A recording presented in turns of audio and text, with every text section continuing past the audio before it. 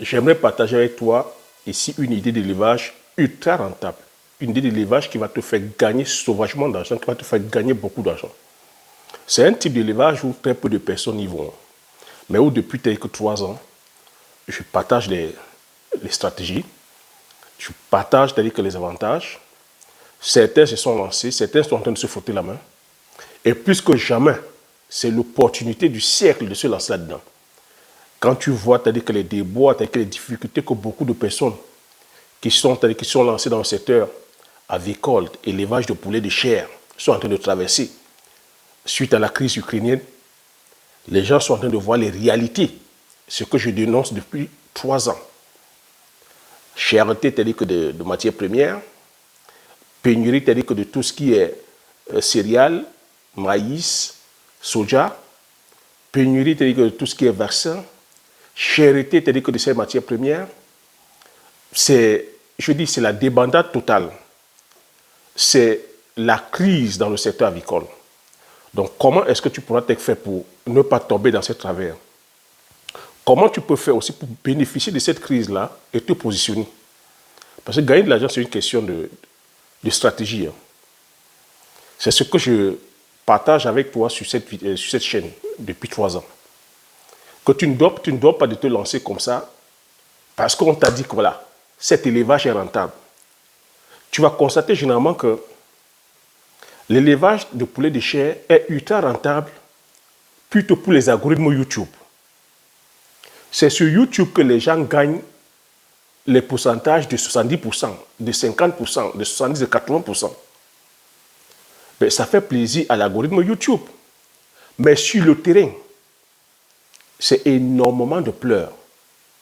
C'est énormément de dépôts de bilan. Et ici, sur la chaîne, je suis du côté des éleveurs, je suis du côté des producteurs. Donc, quand je parle en tant que producteur. Je ne parle pas là en tant que producteur de contenu YouTube. Je ne parle pas parce que je veux le nombre de vues. Parce que, c'est-à-dire que ceux qui sont là à partager, c'est-à-dire que les contenus sur YouTube, ont compris que quand on parle de l'élevage de poulet de chair, ça donne énormément de vues. Et il ne faut pas oublier que nous sommes ici sur une chaîne. Je veux dire sur une plateforme qui est commerciale. YouTube, c'est une plateforme commerciale. Les algorithmes de YouTube vont beaucoup plus partager les vidéos où les personnes y vont, où il y a le plus grand nombre, parce que justement, ils doivent faire tourner les publicités. Donc, quand c'est comme ça et que vous avez des personnes qui sont là chaque année à vous dire l'élevage de poulet de chair, c'est ultra rentable, c'est ultra machin, ça donne le nombre de vues. Les gens vont élever 3-4 poulets, vous dites c'est ultra rentable, ça donne le nombre de vues. Qu'est-ce que YouTube fait? YouTube met en avant justement les vidéos qui parlent d'élevage de poulet de chair. Quand toi, tu vas aller voir cette vidéo-là, tu vas voir tu vas voir un nombre de vues, 1 million de vues. Tu vas te dire que l'élevage de poulet de chair est rentable. Et l'erreur que tu vas commettre, c'est quoi? C'est que tu vas aller te lancer sans prendre de formation, sans t'entourer, sans aller sur le terrain, retrouver tes pairs, aller voir ceux qui sont sur le terrain, demander comment ça se passe. Est-ce que vraiment cet élevage est rentable? Quelles sont les difficultés que la personne rencontre sur le terrain? Comment est-ce qu'elle fait pour écouler ses produits? Quel est le circuit d'écoulement? Est-ce qu'il y a de la demande? Est-ce qu'il y a comme ça que des facilités pour pouvoir obtenir les intrants? Non, tu vas aller te lancer, tu vas taper directement un bâtiment, un gros bâtiment, tu vas mettre 10 000 sujets, parce que c'est ce que les gens de la diaspora font. Au moment de l'écoulement, tu commences à dire, mais je vais vendre à qui? Quand tu vas quand même commencer à élever les catastrophes de 10 000, tu te retrouves à 5 000. De 5 000, tu te retrouves à 2 000. Parce que les morts, tu n'as pas pris de formation, tu ne sais pas comment suivre les sujets, la prophylaxie et tout ça. C'est des réalités comme ça qu'on ne vous dit pas. Il y en a comme ça plein. C'est un secteur qui n'est même pas structuré. Une fois, tu as peut-être sorti de les 10 000. Si tu parviens à sortir 2 000, qui va venir prendre? Tu es allé mettre ta ferme, je ne sais pas moi, à plus de 40 km des marchés. Qui viendra prendre? Et une fois où tu atteins tes 45 jours, il faut comprendre que chaque jour qui passe, tu es en perte. Parce que l'alimentation coûte cher. Le sac de maïs aujourd'hui, c'est combien? Le kilo de maïs, c'est à combien aujourd'hui? Le kilo de soja, à combien aujourd'hui? Les vaccins, c'est à combien? Donc, c'est comme ça que tu dois penser ton projet avant de te lancer. Ce que je suis en train de te dire aujourd'hui, beaucoup d'agriculteurs sont en train de fermer, beaucoup d'agriculteurs sont en difficulté, beaucoup d'agriculteurs éleveurs de poulet de chair grincent les dents. Donc, toi, qu'est-ce que tu vas faire? Au lieu d'aller refaire la même chose, je t'invite aujourd'hui à te lancer sur l'élevage de canards. En élevant le canard, tu sais que ici, là, je te dis élevage de canard, pourquoi? Parce qu'il faut aussi diversifier les sources de protéines.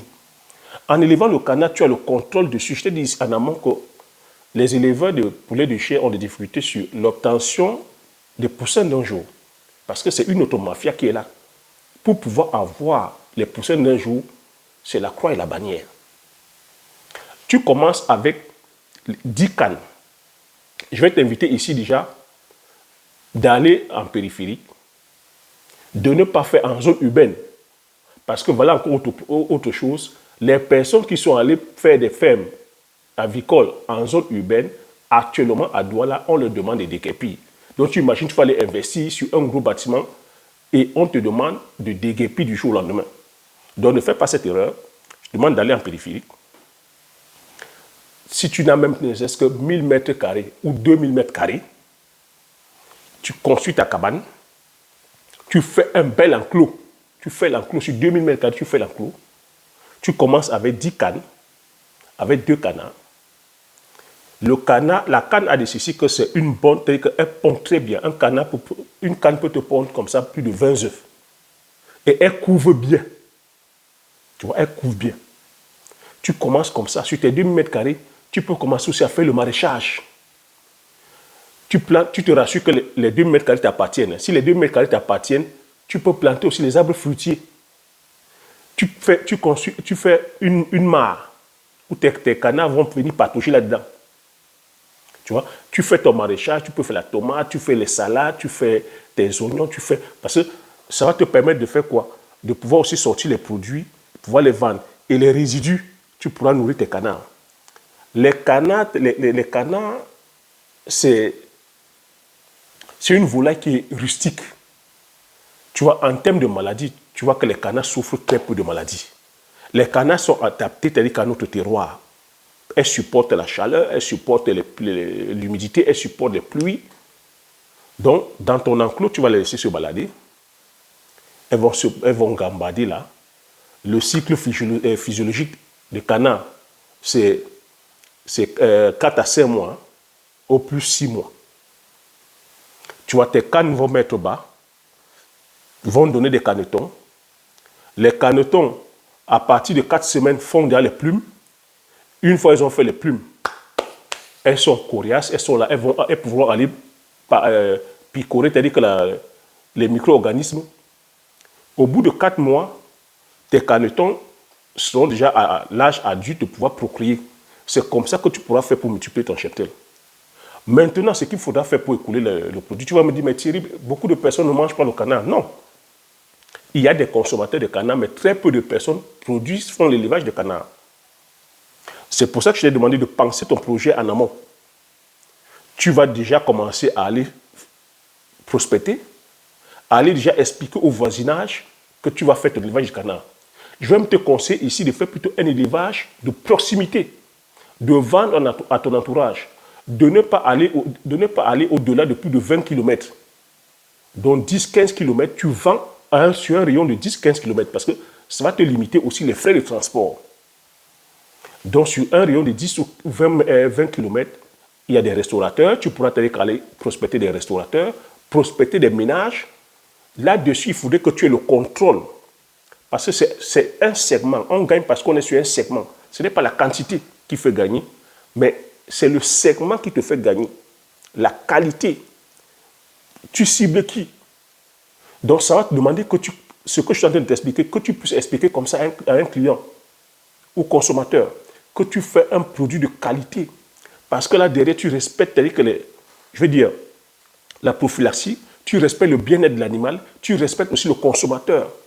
Que ta volaille, tes sujets ne prennent pas, ne sont pas shootés aux médicaments. Parce qu'il faut comprendre ici que Ceux qui vont faire les poulets, c'est-à-dire que des chairs. Imagine celui qui est en train de faire 5000 poulets, qui, dans son bâtiment, les poulets ne vont pas dehors. Il faut shooter les vaccins, il faut shooter les vitamines, il faut shooter les antibiotiques. Tout ça, ça va se retrouver dans l'assiette du consommateur. Imagine un éleveur de poulets de chair qui va élever ses poulets, qui n'a pas trouvé le marché. Au bout de 45 jours, ne parvient pas à écouler ce sujet. Qu'est-ce que ça va entraîner? Après 45 jours, c'est les pathologies, c'est les maladies. Non seulement ça va commencer à manger énormément, c'est l'aviculteur qui va dépenser, et c'est les maladies qui vont commencer. Et quand ces sujets sont malades, il va falloir quoi? Il va falloir des antibiotiques. Et en pompant les antibiotiques, si l'éleveur vient trouver un preneur, on lui dit demain, il faudrait que tu me libères, c'est-à-dire que tu as 5000 poulets. Tu penses que cet éleveur aura des scrupules par rapport au consommateur? Il va livrer les 5000 poulets avec la dose d'antibiotiques encore dans l'organisme des poulets. Et c'est comme ça que tu vas te retrouver, c'est comme ça que les personnes vont se retrouver en train de manger ces poulets-là, shootés aux antibiotiques. Et on sera étonné demain de savoir que nos organismes sont résistants aux bactéries. Et c'est comme ça que toi, en tant que consommateur, quand tu vas aller choper un virus, on aura du mal à te soigner. Parce que tu te shootes aux antibiotiques. Ces poulets que tu manges sont shootés aux antibiotiques. Et comme tu les consommes aussi, ça va détruire ta flore bactérienne. Ça va détruire la flore intestinale. Et ça fait que tu deviens, je veux dire, sensible à toutes sortes de pathologies, à toutes sortes de bactéries, de virus. C'est très important. Et toi, en tant qu'éleveur, tu dois comprendre, tu dois connaître ça. Toi qui élèves ton canard, tu dois expliquer ça. C'est pour ça que le prix de ton canard sera cher aussi, parce que tu respectes justement le bien-être animal, tu respectes le bien-être du consommateur, tu respectes l'environnement, parce que c'est un canard élevé en plein air, tu ne seras pas en train de polluer, tu vas planter tes arbres. Tu sais aussi en ce moment qu'on est en train de demander aux éleveurs, ceux qui élèvent de façon intensive, industrielle ici en Occident, de réduire les quantités d'élevage, de réduire la quantité de consommation en vaccins, en tout ce qui est produits phytosanitaires, parce que c'est source de pollution. C'est source de pollution. Donc quand toi tu te situes comme ça, sur ce segment-là, où tu dis que tu ne vends que, tu fais un élevage de proximité, tu fais des ventes de proximité. Tu ne vas pas utiliser des camions pour aller faire des distances de plus de 20 km. Tu vas vendre à ton entourage, à ton voisinage. Donc tu fais comme ça. Lorsque les canards commencent à sortir, tu peux commencer déjà à faire des journées portes ouvertes où tu demandes au voisinage de venir visiter la ferme. Tu fais des paniers salades. N'oublie pas que je t'ai dit que tu fais ton jardinage. Salade, tomates, concombres, oignons, machin. Les familles viennent visiter la ferme, achètent la tomate, achètent l'oignon. Tu vends cette fois-ci ton canard au kilo. Donc ça va demander que tu fasses un petit coin boutique, que tu aies un système réfrigéré. Tu vends ton canard au kilo. Tu peux te dire aussi derrière, c'est quelque chose qui se pense, te former à pouvoir te dire que justement valoriser ce canard-là. En valorisant la chair de canard, tu peux faire le canard laqué, tu peux faire les terrines de canard, tu peux faire le pâté de canard, tu peux faire un rôti de canard, on peut aussi faire, c'est-à-dire que canard braisé, et je dis, tu vends ton canard au kilo parce qu'un canard à l'âge mature peut aller de 6 jusqu'à 10 kilos. Hein. Et comme je te dis, la durée physiologique, c'est 5 mois. Et ces 5 mois, tu es hautement rentable. Et ça fait que tu es comme ça sur un segment de viande de qualité. Au lieu d'aller faire la quantité, où tu vas te retrouver en train de perdre. En ce moment, je te dis, les personnes qui sont sur le segment poulet de chair, sont en train de lire l'heure. Je dis, sont en train vraiment de lire l'heure. Je parle parce que je relais la voix des personnes qui sont sur le terrain. Je ne parle pas parce que je vais faire plaisir aux algorithmes YouTube. S'il fallait faire plaisir aux algorithmes YouTube, je suis en train de vous dire l'élevage de poulet de chair est ultra rentable. Parce que l'algorithme YouTube sais que c'est ça. Beaucoup de personnes de la diaspora veulent entendre ça et ça balance ça. Mais la réalité sur le terrain, c'est que beaucoup de personnes souffrent et on ne peut pas faire semblant, on ne peut pas faire fi qu'on ne voit pas ces réalités-là. Je me dois de relayer ces réalités afin de ne pas laisser plusieurs personnes tomber dans ce piège-là. Donc voilà ce que j'avais à partager sur ce magnifique sujet d'élevage de canard. Donc, j'espère que tu as aimé, j'espère que tu as appris des choses. Si tu as aimé, laisse le like, donne-moi ton avis sur les commentaires, partage massivement la vidéo autour de toi afin que vous soyez comme ça plusieurs à bénéficier de cette information. Abonne-toi si tu n'es pas encore abonné, afin de pouvoir faire grandir la communauté des entrepreneurs visionnaires. Comme j'ai coutume à dire, l'information c'est la connaissance c'est la richesse. Une fois que tu as ces informations, tu appliques les stratégies et tu passes l'action massivement afin d'impacter ta vie et impacter la vie de tous ceux qui t'entourent. Sur ce, je te dis merci. À la prochaine vidéo. Ciao.